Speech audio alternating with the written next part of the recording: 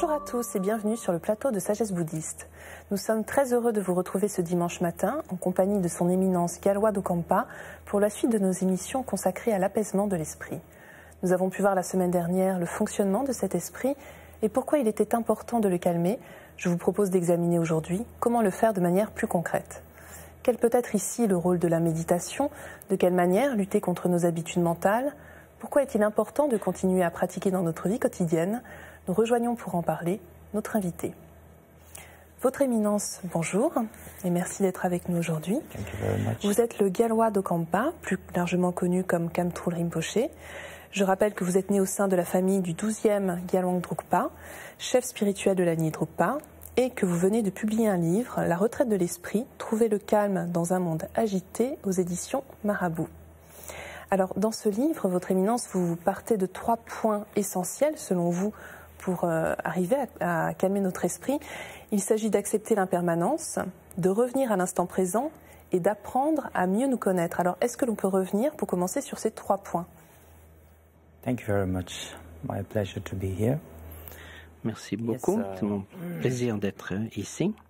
Among the meditation, I think Parmi les pratiques de méditation, les gens sont très habitués en général à l'idée de méditation, pacification, rester tranquille, mais dans la pratique bouddhiste, ce genre de méditation, c'est juste une étape qui doit nous introduire à l'étape suivante. Parce que quand nous faisons la méditation de pacification, nous avons la capacité de focaliser en un point et de mettre l'accent, de se focaliser sur notre esprit, de contempler ce qu'est notre esprit et de passer au travers ces différentes étapes pour arriver à cette première étape qui est revenir au moment présent. Parce que c'est très important parce que la plupart du temps nous sommes très agités, nous ne restons pas tranquilles, nous pensons trop au passé. Par exemple, quelque chose s'est déroulé dans le passé, peut-être un incident qui a duré peut-être 20 minutes, ça a été douloureux, mais on ne peut pas laisser passer et cette souffrance de 20 minutes peut-être va durer pendant 20 ans, et parce qu'on ne peut pas lâcher prise par rapport à ce passé. Et quelquefois, on a beaucoup d'imagination qui porte sur le futur. Parfois, c'est très débridé, en fait.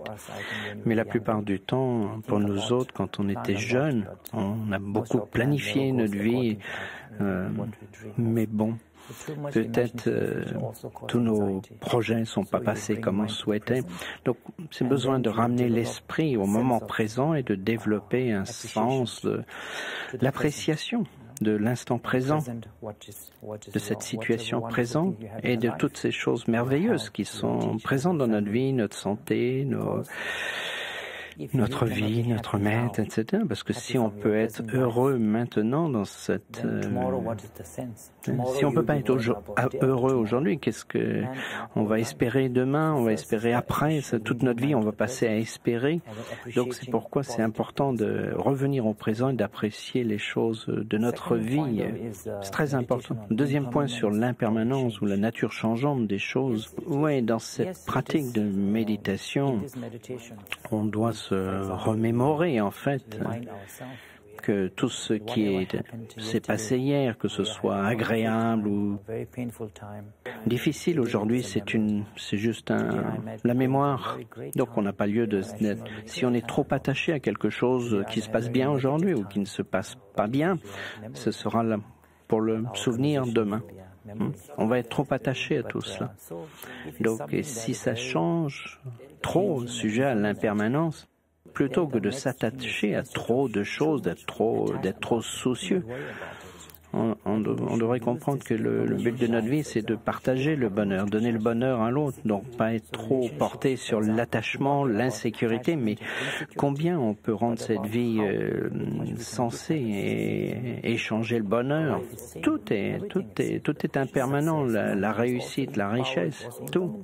Le pouvoir, la richesse. On devrait pouvoir utiliser cela pour comment ça peut être utile aux autres. Et le troisième point dans la méditation, c'est connaître son esprit. l'esprit. Et le plus important concernant cette connaissance de l'esprit, c'est que le bonheur vient de l'esprit. C'est l'esprit qui dit heureux ou triste. Par exemple, j'ai demandé à mon maître il y a très longtemps dans ce monde, donc dans ce monde, qu'est-ce que c'est que le bonheur? Je lui ai demandé à sa sainteté le Vyalendrupa, mon maître. Je pensais qu'il allait me répondre l'amour. Et puis non, mon maître m'a dit, c'est la satisfaction qui est le bonheur, le vrai bonheur. Et j'ai réalisé que c'était vrai.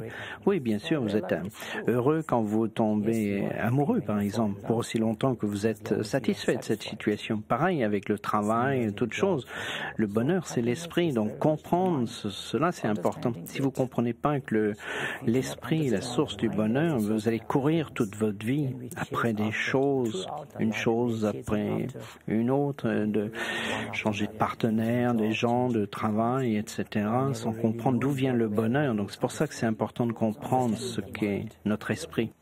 Alors effectivement, vous pointez du doigt le fait qu'il faut qu'on soit très flexible. Notre esprit doit justement être souple. Et ce que vous dites dans votre livre, c'est que le corps peut nous y aider. Et c'est assez amusant parce que vous parlez à plusieurs reprises du sommeil. Pour vous, c'est très très important. Pourquoi? Because right now the body. Parce que maintenant, notre corps, c'est le support de l'esprit. Quand on va mourir, bon, la conscience partira, mais pour le moment, c'est le support de la conscience, c'est le corps. Et il y a une relation très forte entre le corps et l'esprit. Par exemple, quand on fait la méditation, il y a des études qui montrent comment des changements dans le cerveau, dans l'esprit. Si vous êtes agité, par exemple, la tension artérielle va monter, votre visage va changer de couleur, etc. Tout ça, c'est par l'agitation, le pouvoir des émotions. Donc peut-être ça porte sur la santé également.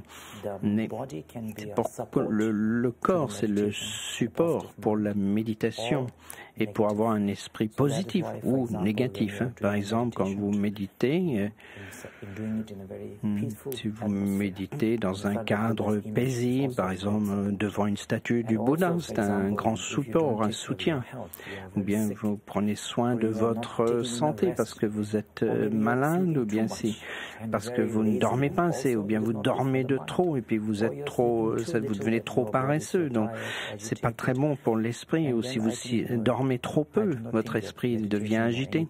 Je pense pas qu'à ce moment-là la méditation va pouvoir se développer. C'est pourquoi le Bouddha a déclaré, il a dit, vous devez manger, avoir suffisamment de nourriture, dormir d'une manière correcte, suffisante. Donc, et cela aidera l'esprit à demeurer paisible plus facilement. Donc prendre soin de votre corps, c'est prendre soin de votre esprit, et prendre soin de votre esprit aide à prendre soin du corps. C'est ça la raison. Alors dans votre livre, votre éminence, vous donnez différentes pistes, différents outils justement pour tenter d'apaiser notre esprit. Alors cela passe notamment par la méditation, il y a différentes formes de méditation. Quelles sont selon vous les plus appropriées? Et peut-être que vous pouvez nous montrer un petit exemple.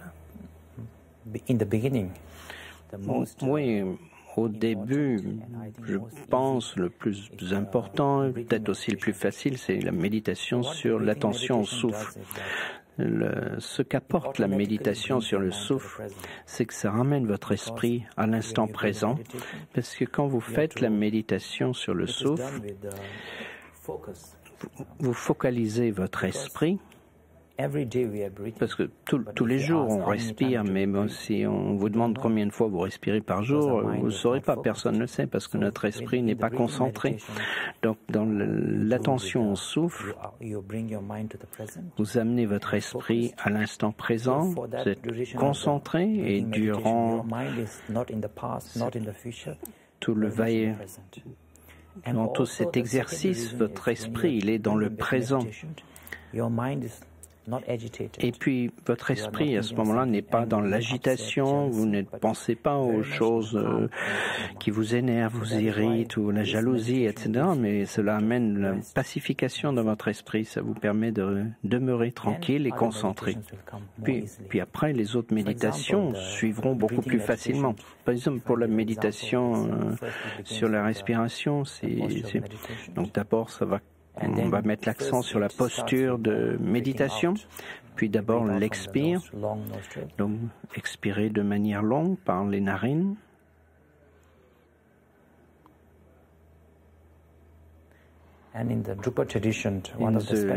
Dans la lignée Drukpa, un des points principaux, c'est qu'on pense que on expire toute la négativité sur un souffle sombre. Toutes les négativités sont expulsées et quand on inspire, toutes les bénédictions, l'influence spirituelle des Bouddhas, ou vous pouvez penser toutes les choses positives dans ce monde, viennent sous la forme d'un souffle lumineux, blanc.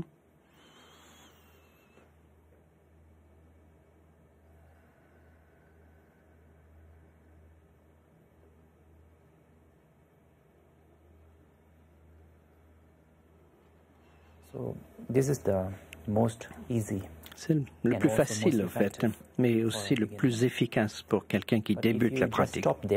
Mais si vous vous en tenez à cela, je dirais que c'est plus comme une solution à court terme, quoi, parce que vous apaisez votre esprit. Donc c'est important de comprendre comment fonctionne votre esprit. Donc la méditation est importante au début.